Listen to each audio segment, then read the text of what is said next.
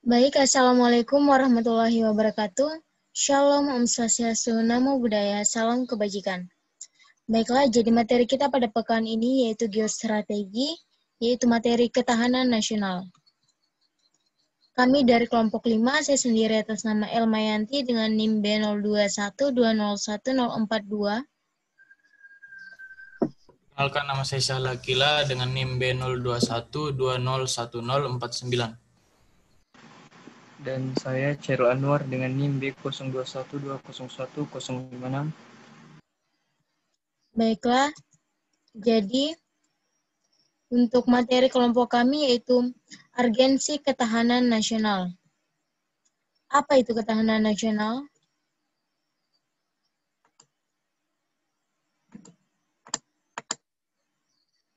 Suradinata pada tahun 2005 mengemukakan pengertian ketahanan nasional suatu kondisi dinamis suatu bangsa yang berisi keuletan dan ketangguhan yang mengandung kemampuan mengembangkan kekuatan nasional dalam menghadapi dan mengatasi segala ancaman, gangguan, hambatan, dan tantangan baik yang datang dari luar maupun dari dalam negeri, yang langsung maupun tidak langsung membahayakan integritas, identitas, kelangsungan hidup bangsa dan negara, serta perjuangan dalam mengejar tujuan nasional Indonesia.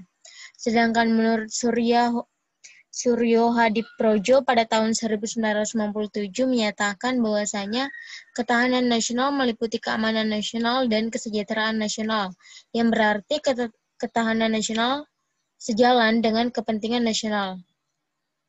Fungsi keamanan nasional diantaranya yaitu yang pertama sebagai doktrin dasar nasional untuk menjamin terjadinya pola pikir, pola sikap, pola tindak, dan pola kerja dalam menentukan langkah bangsa baik yang bersifat interregional, intersektoral, maupun multidisiplin.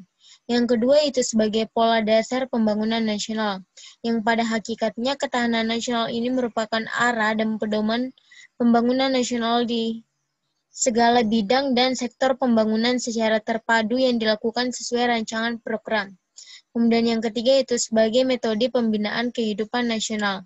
Ini adalah suatu metode integral yang mencakup seluruh aspek dalam kehidupan negara yang dikenal dengan Astagatara yang terdiri atas aspek alamiah seperti kekayaan alam, penduduk serta geografi, dan aspek sosial budaya seperti ideologi, politik, sosial budaya, serta pertahanan dan keamanan.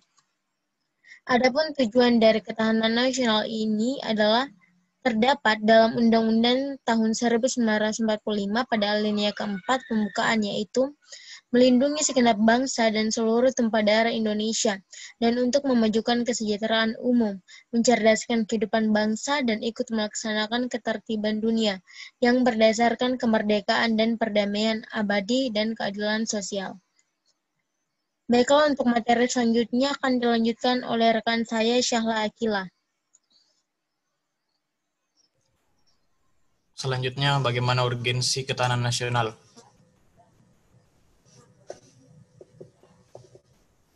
Ketua Program Studi Ketahanan Nasional Sekolah Pasca Sarjana UGM, Darto Wahidin, SPD, peneliti di Program Studi Ketahanan Nasional Sekolah Pasca Sarjana UGM, Pendahuluan Gubernur Lembaga Ketahanan Nasional atau Lemhanas, mengatakan bahwa Indeks Ketahanan Nasional Indonesia atau IKN telah mengalami penurunan tahun 2014 sampai 2015 pada gatra ideologi.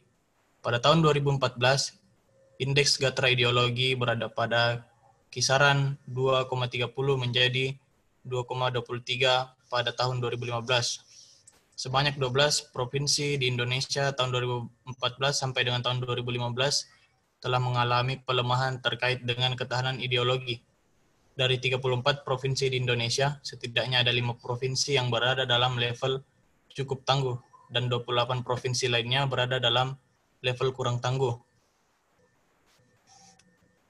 Selanjutnya, dalam 5 tahun terakhir, posisi Indonesia dalam kondisi kurang tangguh. Hal ini berdasarkan hasil yang ditulis oleh Laboratorium Pengukuran Ketahanan Nasional. Tantangan tersebut harus segera dicarikan solusinya. Salah satu yang harus ditingkatkan dan dioptimalkan yakni bela negara.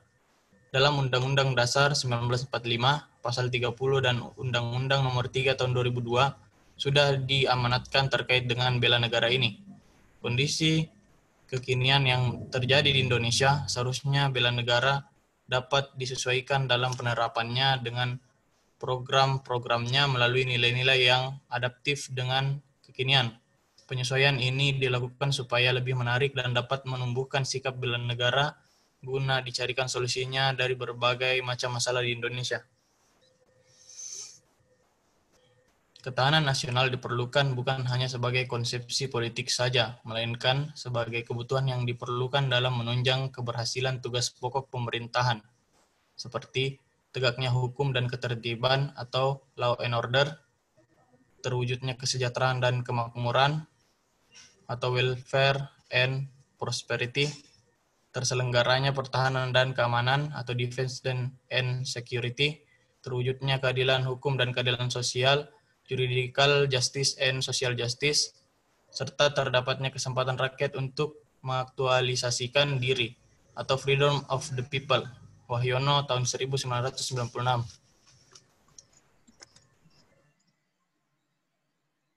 Baiklah, untuk materi selanjutnya akan dilanjutkan oleh rekan kami, Cheryl Anwar. Selanjutnya adalah bagaimana menjaga ketahanan nasional di masa pandemi.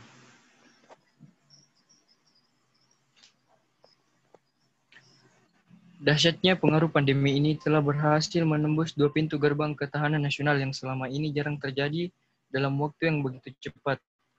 Pada tahap awal pandemi ini hanya menularkan penyakit dari manusia ke manusia. Namun, karena penyebarannya sangat cepat dan banyak korban berjatuhan, lahir krisis kesehatan. Mengingat begitu dahsyatnya krisis kesehatan itu, dalam waktu yang singkat, pandemi ini telah berhasil menembus pintu gerbang yang kedua, yaitu munculnya krisis ekonomi. Apabila kedua krisis itu tidak dapat ditangani dengan baik, bukan sesuatu yang mustahil jika menembus pintu ketahanan nasional yang ketiga, yaitu krisis politik atau bahkan menjadi krisis keamanan sebagai peluang palang pintu terakhir. 2 pintu gerbang ketahanan nasional sudah dapat dilalui pandemi ini. Karena itu, kita harus menjaga dan mempertahankan ketahanan nasional kita agar pintu gerbang yang ketiga dan seterusnya dapat menahan gempuran pandemi.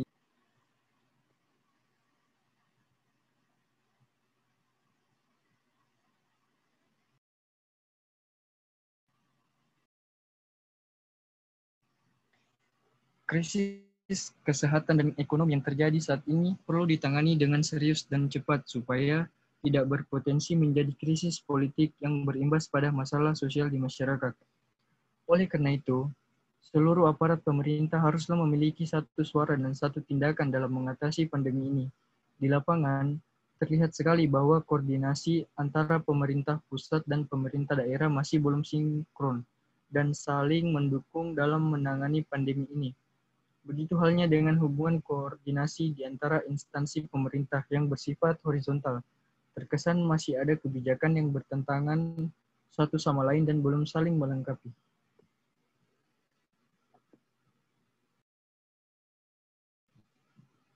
Bertambahnya jumlah pengangguran dan masyarakat miskin dalam waktu yang sangat singkat membuat pemerintah kewalahan mengatasinya.